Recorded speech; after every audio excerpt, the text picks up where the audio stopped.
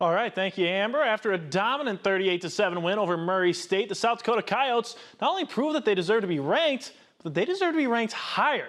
And people are starting to take notice as the folks that put together the Stats Perform FCS Top 25 have bumped the Yotes all the way into the top 10 at 4-0 against the FCS. South Dakota now ranked 10th in the nation. The coaches poll bumped the Yotes up to 17th as well. In front of the Yotes, a ranked matchup with 23rd ranked Youngstown State. That makes this matchup one of just 3 top 25 matchups this weekend in the FCS. As far as head coach Bob Nielsen is concerned, though, the key to South Dakota's success this season is simply constant improvement.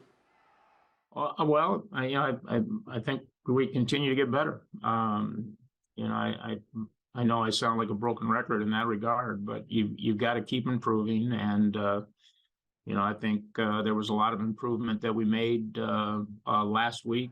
Some things offensively that we did better.